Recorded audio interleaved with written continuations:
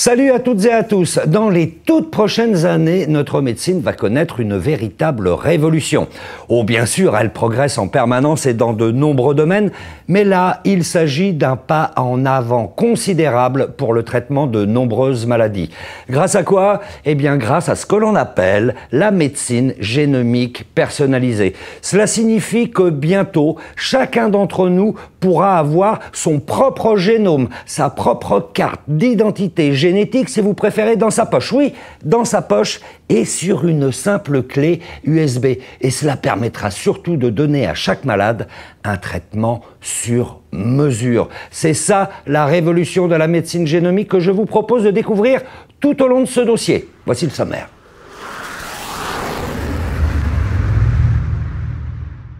En avant pour une exploration dans les cellules du corps humain. C'est probablement ici que se cache le futur de la médecine.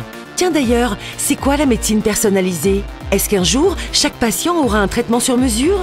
Et puis, savez-vous ce que contiennent nos cellules? Combien de chromosomes nous possédons? À quoi ressemble l'ADN? Quelles informations il nous apporte? Pour en arriver là, les scientifiques ont attentivement étudié notre corps et son fonctionnement.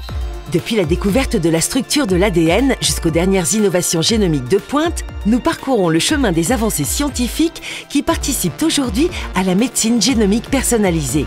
Le métagénome, le séquençage des centenaires, la cancérologie, les maladies rares. Vous découvrirez les applications déjà existantes de cette médecine.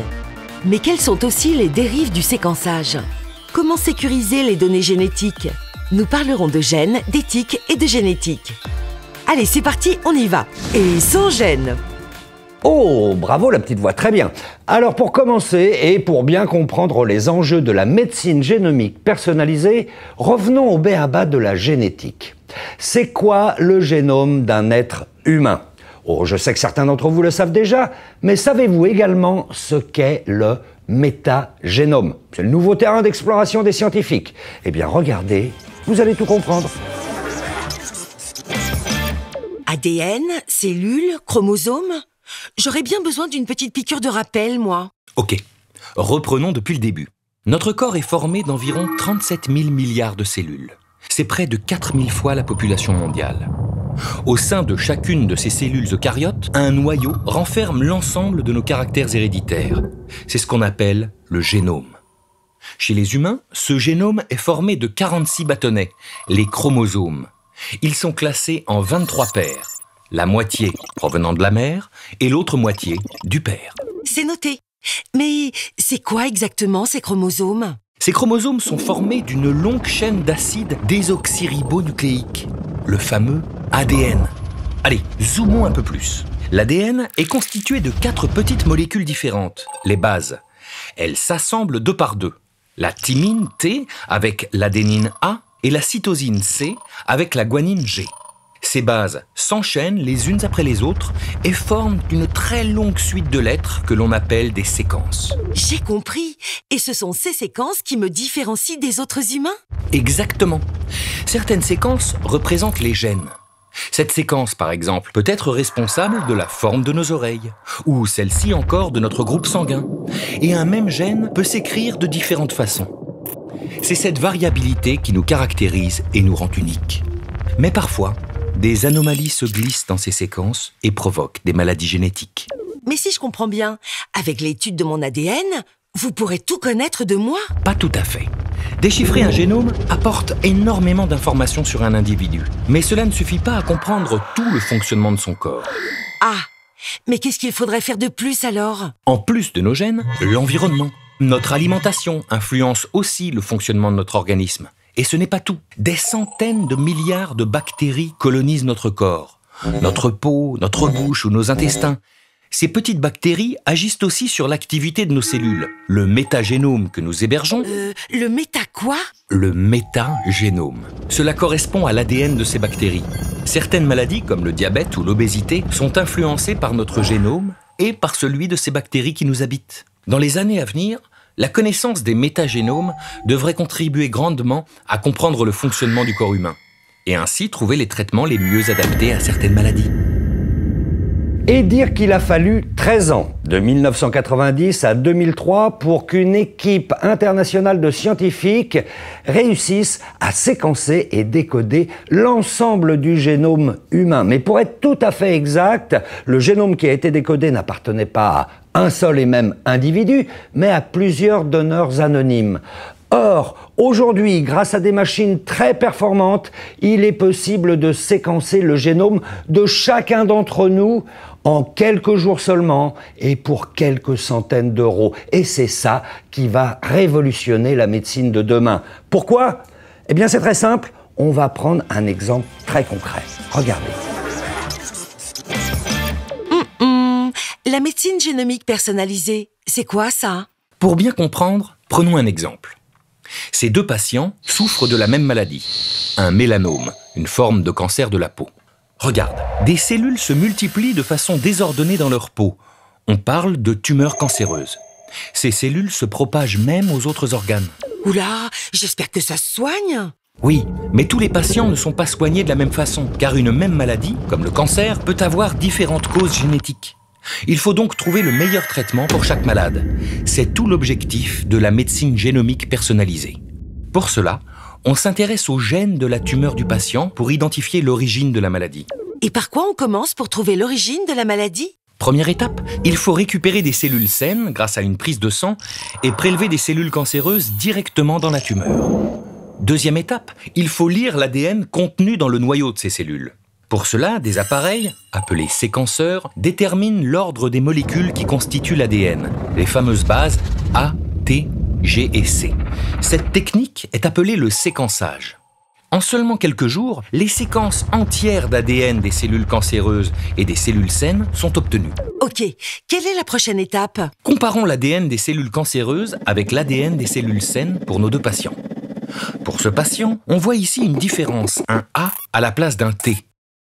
On parle de mutation somatique. Pour cette patiente, on voit une autre mutation, un G à la place d'un A. Chaque gène muté produit une protéine anormale qui dérègle le fonctionnement de la cellule.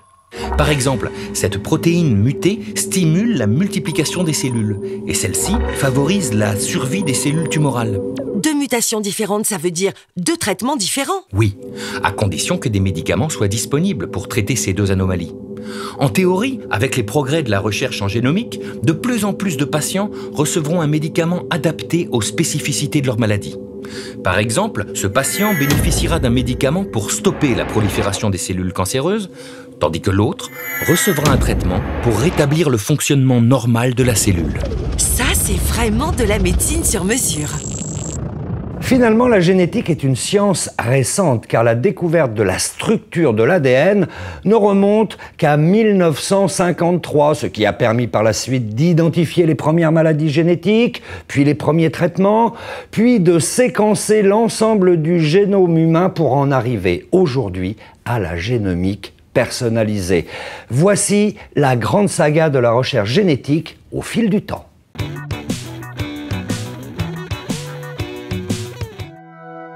Dans les années 1940, les scientifiques établissent un lien entre l'ADN et la transmission des caractères héréditaires, mais sans avoir beaucoup plus d'informations sur cette molécule.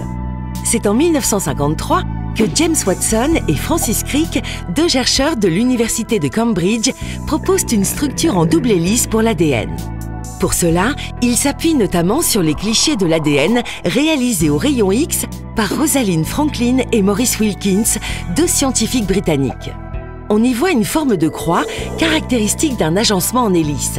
Rapidement, cette théorie sur la structure de l'ADN est admise par l'ensemble des scientifiques. D'ailleurs, James Watson, Francis Crick et Maurice Wilkins reçoivent le prix Nobel de médecine en 1962 pour cette découverte. Mais Rosalind Franklin n'a pas été récompensée. La structure de l'ADN n'ayant plus de secret, de nombreuses études plus approfondies peuvent débuter.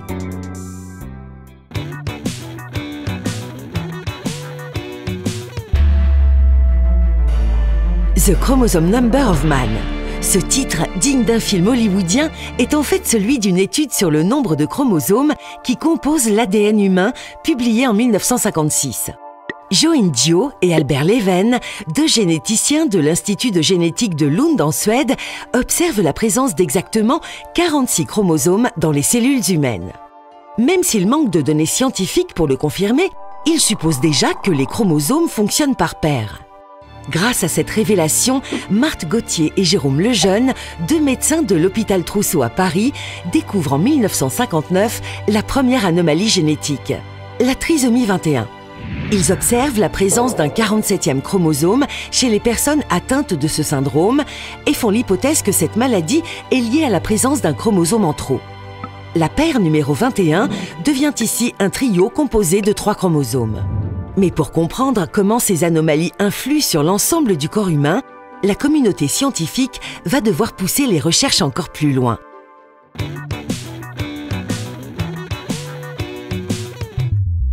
ATGCAGTC. En 1977, le professeur Frederick Sanger dévoile la première séquence complète d'ADN. Ce biochimiste anglais avait déjà reçu un prix Nobel 19 ans plus tôt pour d'autres travaux. Autant dire qu'au niveau grande découverte, il s'y connaît. Cette petite séquence issue d'un virus représente tout de même un enchaînement de 5386 bases. Pour accomplir ce travail encore jamais réalisé, le biochimiste utilise une méthode qui porte aujourd'hui son nom, la méthode de Sanger. Il parvient ainsi à déterminer de manière précise l'enchaînement des bases ATGC d'un morceau d'ADN. Mais à cette époque, le caractère vivant d'un virus est toujours en débat. Ce séquençage ne fut donc pas considéré comme la première séquence d'ADN d'un organisme vivant. Cette expérience valut tout de même à Frederick Sanger son 2e prix Nobel pour la méthode utilisée et le séquençage du premier génome complet.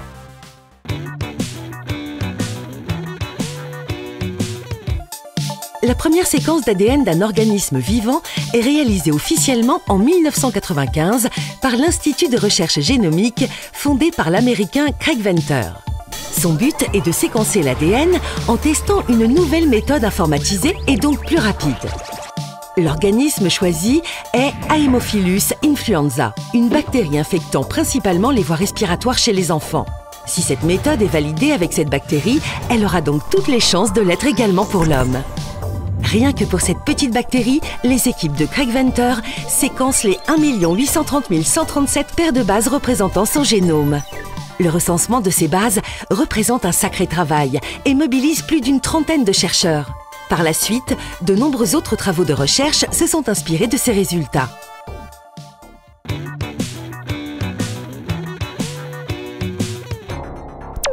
En 1990, le grand projet du séquençage du génome humain est lancé. Et on ne lésine pas sur les moyens. Des milliers de scientifiques dans une vingtaine de laboratoires de 6 pays du monde ont travaillé pendant 13 ans pour relever ce défi. En France, le Génoscope, situé à Évry, participe à ce projet international, coordonné par les Instituts américains de santé et se charge de séquencer le chromosome 14. Le séquençage du génome de notre espèce, Homo sapiens, a été achevé complètement en avril 2003. Mais pas de panique, ce n'est pas votre génome à vous qui fut séquencé. Ce séquençage a été réalisé à partir de donneurs anonymes. Il ne représente donc pas exactement votre génome, qui est absolument unique. Mais y a-t-il de grandes différences d'un Homo sapiens à l'autre? Non. Entre deux êtres humains, les différences génétiques se situent aux alentours de 0,1%. Votre génome est donc extrêmement proche de celui qui fut trouvé, mais il reste bien unique.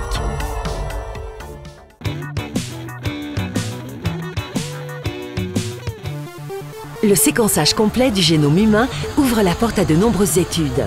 Ainsi, la comparaison de la séquence ADN de l'homme avec celle du chimpanzé démontre que notre matériel génétique est similaire à plus de 98%.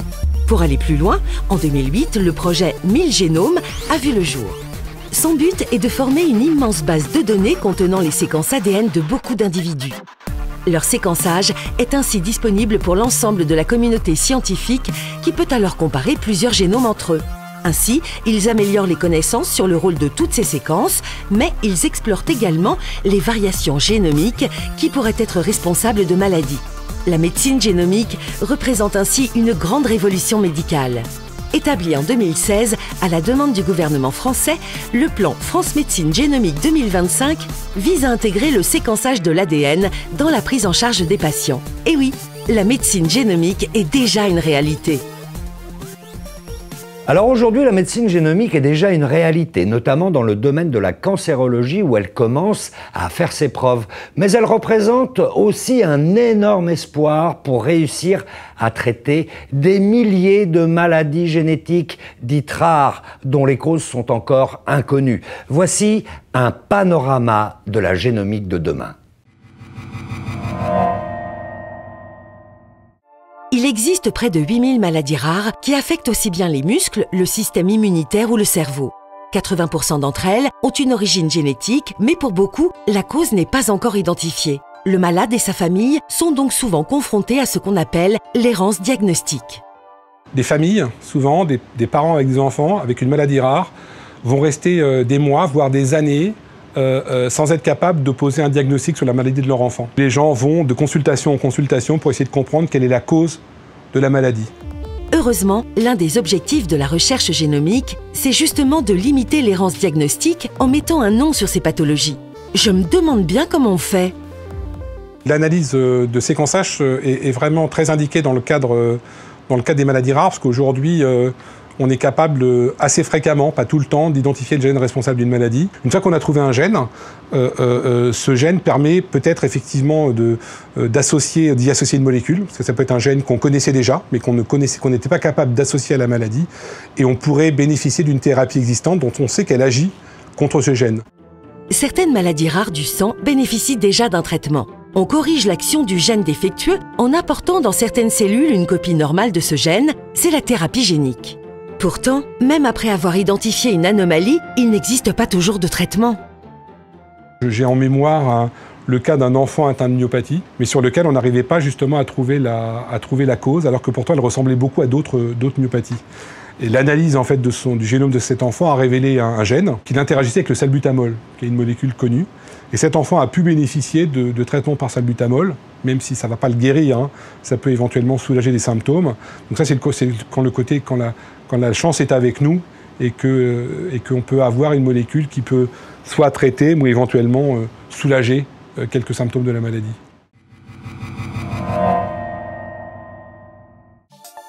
En France, 51 traitements sont déjà disponibles pour 19 types de cancers comme celui du poumon ou du sein. Et oui, c'est la cancérologie qui bénéficie le plus de la médecine personnalisée. Et parmi les traitements proposés, il y a ce qu'on appelle la thérapie ciblée. On a les thérapies ciblées qui sont capables de reconnaître spécifiquement au sein d'une cellule cancéreuse l'anomalie pour laquelle cette thérapie ciblée a été définie et qui sont bien entendu sans effet sur les cellules normales puisqu'il n'y a pas d'anomalie dans les cellules normales. Et par conséquent, le but aujourd'hui est, après avoir identifié toutes ces anomalies responsables de cancer, de trouver pour chacune d'entre elles un traitement spécifique qui va reconnaître cette anomalie-là sans toucher la cellule normale. Et avec ce traitement, il n'y a plus d'effets secondaires comme la perte des cheveux. Et ce n'est pas tout. Il existe un autre type de traitement personnalisé, l'immunothérapie. Elle agit sur le moyen de défense de notre corps, le système immunitaire. On s'est rendu compte que la tumeur était capable d'élaborer une stratégie visant à bloquer le système immunitaire et l'empêcher de la détruire. Au fond, une espèce de protection. Et ce qu'on a trouvé depuis maintenant 3 ou 4 ans, on est capable de lever ces blocages par des médicaments ou des anticorps monoclonaux, une approche dans laquelle, au fond, on empêche la cellule tumorale de bloquer le système immunitaire et donc de la tuer. Grâce à leur action ciblée sur les tumeurs, l'immunothérapie et la thérapie ciblée sont très efficaces. Elles permettent déjà de soigner des cancers comme celui du sein ou le mélanome. Et ça fonctionne tout le temps ? Eh bien, dans le cas des maladies cancéreuses, on a des cellules qui sont capables de s'adapter au traitement, de résister à ce traitement très rapidement et qui sont capables donc de dépasser le traitement et de reprendre le dessus sur le traitement. Donc il faut en permanence que le médecin ait à sa disposition un arsenal très varié de différentes approches, de différents médicaments, de différentes voies immunothérapeutiques et de méthodes lui permettant à chaque instant d'adapter sa méthode de traitement qu'on va pouvoir suivre aujourd'hui grâce à la génomique médicale, c'est-à-dire la capacité que nous aurons de suivre l'évolution du génome de la cellule anormale, la cellule cancéreuse, au sein de l'organisme.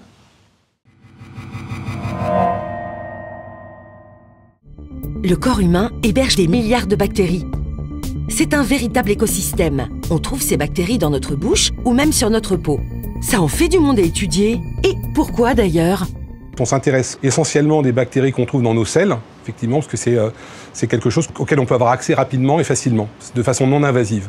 On se rend compte par exemple de l'importance justement de ces bactéries quand on prend des enfants avec des niveaux de nutrition différents. C'est-à-dire qu'un enfant qui est bien nourri va avoir un ensemble de bactéries dans son intestin avec beaucoup de variabilité. Il va y avoir beaucoup de bactéries différentes, alors qu'un enfant, si vous allez dans des pays où ils sont malnutris comme l'Inde, on va retrouver effectivement des enfants avec des populations bactériennes très peu variées.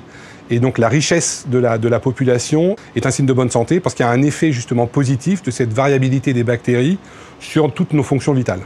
Et oui, ces bactéries sont vitales. Elles participent au bon fonctionnement de notre corps, pour la digestion par exemple. Mais quand la composition bactérienne est appauvrie, des maladies peuvent apparaître. Dans ce cas, comment fait-on pour se soigner ? Une des premières utilisations thérapeutiques, c'est la transplantation de selles. Prends l'exemple d'une souris dénutrie et d'une souris bien nutrie, et d'une souris, donc, comme elle est dénutrie, qui va avoir un microbiome ou un métagénome appauvri en bactéries, et donc elle va développer des maladies à cause de cet appauvrissement. Si on lui transplante, donc en fait on lui fait avaler des selles transformées d'une souris qui, elle, a été bien nutrie, on va éviter l'apparition des maladies chez une souris malnutrie. Berk, pas très appétissant. Et pourtant, ça fonctionne déjà chez l'homme. Et ce n'est pas le seul avantage de connaître les bactéries qui peuplent nos intestins. On se rend compte dans des études très récentes, notamment dans le cas du cancer, que la présence de certaines bactéries dans nos selles, donc provenant de notre intestin, sont de très bons marqueurs de réponse à un traitement dans le cancer qui est l'immunothérapie. Les bactéries de notre intestin participent aussi au renforcement du système immunitaire. Dans le cas du cancer, le traitement pourra donc être adapté en fonction de la composition bactérienne du patient pour optimiser l'efficacité de l'immunothérapie et limiter les effets indésirables.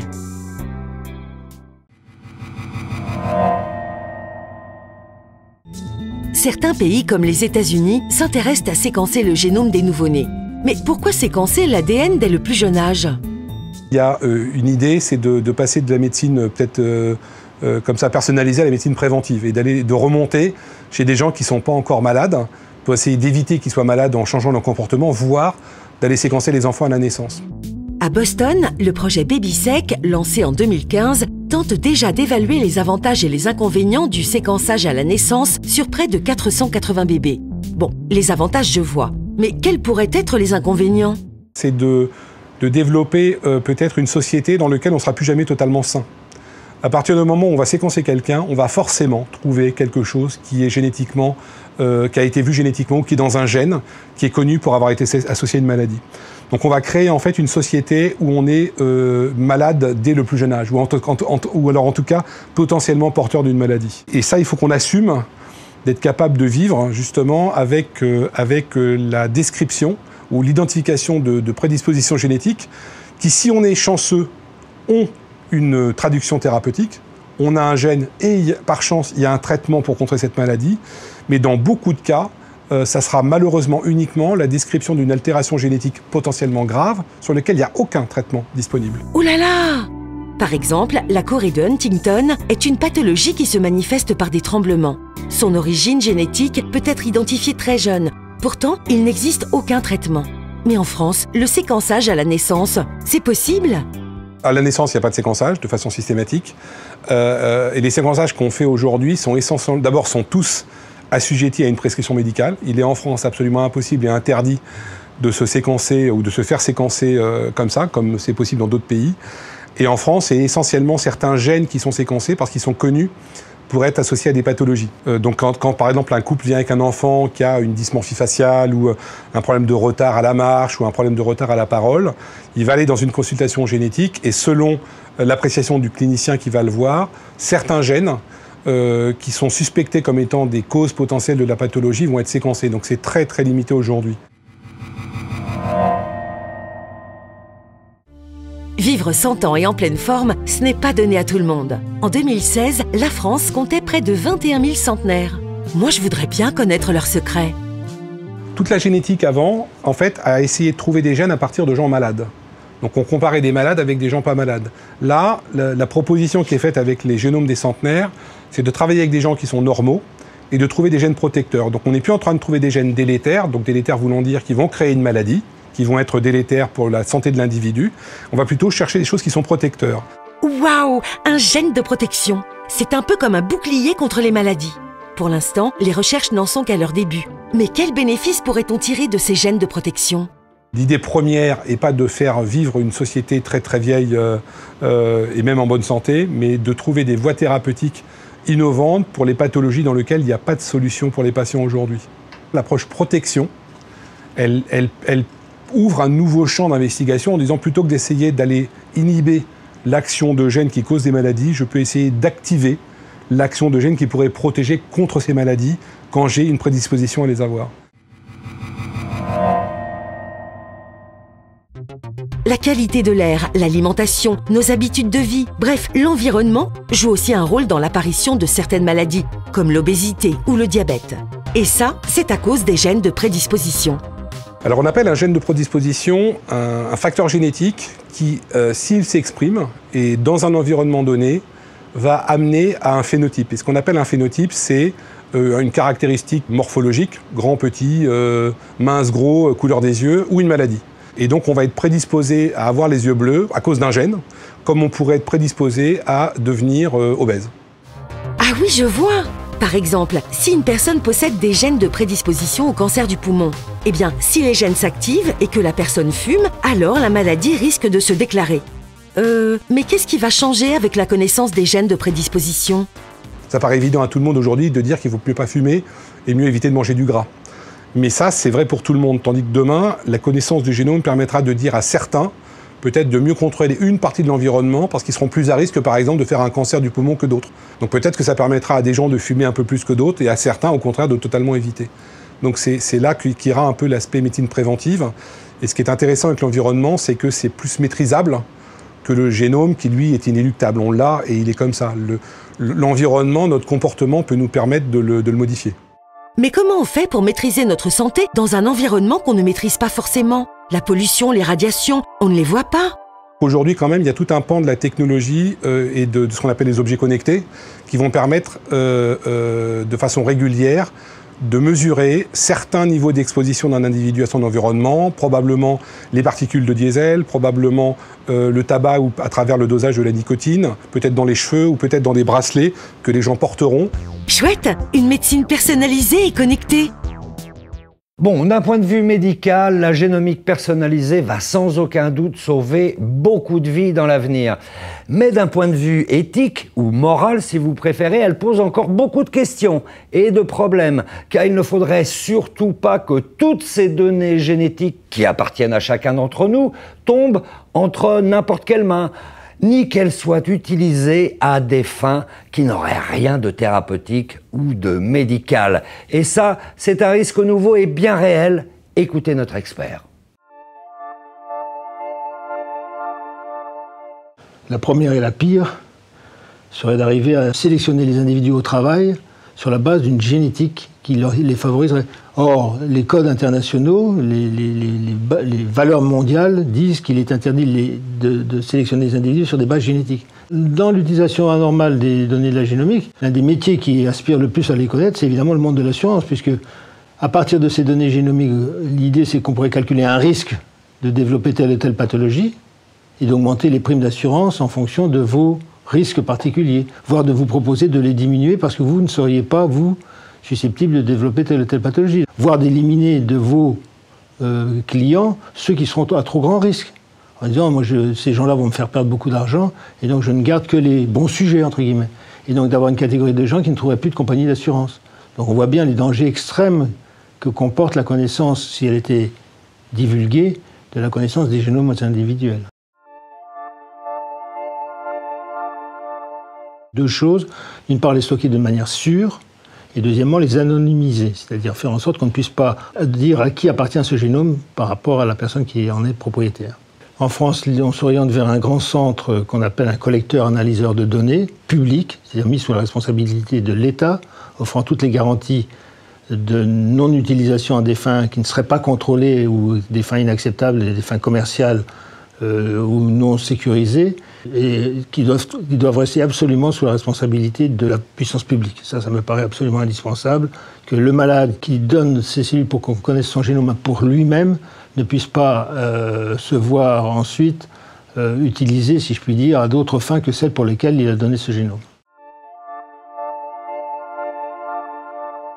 L'utilisation de ces données représentent des revenus potentiels et considérables. Et évidemment, ces données, quand on est capable de les comparer entre elles, de les associer, de les faire parler, comme on dit, obtenir des corrélations telles qu'on peut en déduire tout un ensemble de propriétés qui seront utiles et qui ont une grande valeur, par exemple de protection, de prévention contre les pathologies ou de définition de nouveaux médicaments. Si c'est une industrie qui possède ces données-là et qu'elle peut définir a priori que telle mutation joue un rôle particulièrement important dans les tumeurs et donc qu'elle espère obtenir un médicament qui sera de portée très générale, qui pourra traiter des millions de tumeurs dans le monde, évidemment gagner beaucoup d'argent. Voilà typiquement un exemple qui montre que l'exploitation de ces données peut générer des revenus et des bénéfices considérables. Et c'est pour ça d'ailleurs que les grandes boîtes nord-américaines commencent à mettre des moyens considérables autour de ça, quoi. Du point de vue de la recherche pure et académique, l'intérêt d'échanger les données ne se discute pas, puisqu'on enrichit les connaissances, d'autant plus qu'on ne dispose de données. Maintenant, si l'échange de ces données n'obéit pas à des règles très strictes internationales, si on n'est pas protégé de la même manière selon les pays auxquels on s'adresse, évidemment qu'il faudra bloquer ce système. Et il est capital qu'il y ait des normes internationales imposées à tous les pays qui pratiquent ces développements, de manière à ce que le respect de l'anonymat, le respect des données personnelles soit garanti aux personnes qui ont donné leur génome pour eux-mêmes. Par ailleurs, n'oublions jamais une donnée fondamentale qu'on oublie tout le temps, c'est que vous pouvez dire, moi, mon génome, je m'en moque, vous pouvez vous en servir, mais votre génome renseigne sur le génome de vos parents ou de vos cousins et de vos cousines. Donc votre génome, il ne vous appartient pas complètement, puisqu'il est capable de diffuser des informations sur d'autres éléments que vous-même. Et donc, par conséquent, il y a une réflexion de nature collective qu'il faut avoir, et une manière internationale et mondiale qu'il faut avoir également. Le plan français de médecine personnalisée a comme ambition de faire en sorte qu'il y ait un traitement égal de n'importe quel individu en France, de n'importe quel citoyen français, quel que soit l'endroit où il est, quels que soient ses revenus. Premièrement, ce sera gratuit, et deuxièmement, les moyens mis à disposition de la population seront tels que tous les besoins devraient être couverts. Est-ce qu'on y parviendra ou pas ? Je n'en sais rien, mais déjà en France, on se rend compte que c'est déjà très ambitieux et que c'est pas sûr qu'on va y parvenir. Mais alors, quand on s'adresse maintenant à d'autres pays qui auraient besoin de ce genre de pratique, on se rend compte qu'on va reproduire les inégalités mondiales bien connues entre les pays dits développés et les pays non développés. C'est simplement un problème qui, s'il se traduisait par des résultats thérapeutiques dans certaines maladies graves particulièrement importants, ferait que toute une partie de la population mondiale n'y aurait pas accès, quoi. C'est ça où ça devient choquant. La réponse est oui. Comment? Personne n'était capable de le prédire. Est-ce que le médecin va être simplement l'homme qui va envoyer le génome, recevoir le résultat, dont la part deviendra ridicule? Et en gros, est-ce qu'on ne substituera pas au médecin l'informaticien du coin? L'être humain reste quand même un être très complexe qu'on ne peut pas réduire à son génome, et pour lequel le fait de le connaître dans son intimité autre que génomique peut être une source de renseignement très important pour un bon médecin. Et donc le médecin, dans sa relation unique entre médecin et malade, sera un élément clé, ne serait-ce que pour le rassurer psychologiquement, ne serait-ce que pour prendre en compte tout un ensemble d'autres données que ce qui est contenu dans le génome. En revanche, évidemment qu'il faudra des métiers nouveaux, et là, contrairement à ce qu'on pense, on en manque cruellement. Dans l'interprétation des données issues du génome, il faut des informaticiens de qualité, mais il faut aussi des biologistes et des médecins qui sachent parler à des informaticiens. Il faut des informaticiens capables de gérer, de mettre en place des algorithmes nouveaux qui seront absolument indispensables pour affiner progressivement tout cela. Donc on a tout un corps de métiers qui seront reliés tous à la santé et pour lesquels on manque cruellement de compétences dans notre pays. Voilà, j'espère que ce dossier vous a plu et qu'il vous a ouvert les yeux sur les bénéfices, mais aussi sur les risques de la médecine génomique personnalisée. Et pour conclure, une petite question pour vous. En quelle année a-t-on découvert la structure de l'ADN? 1890, 1925 ou 1953? Pour répondre, c'est juste en dessous. Un petit mot avant de se quitter. Si vous aimez l'esprit sorcier, eh bien parlez-en autour de vous. Vous pouvez aussi partager ce dossier, nous suivre sur notre chaîne YouTube, sur nos réseaux sociaux, et vous pouvez même nous soutenir financièrement en allant sur notre page Tipeee. Alors un grand merci à tous et à bientôt. Ciao.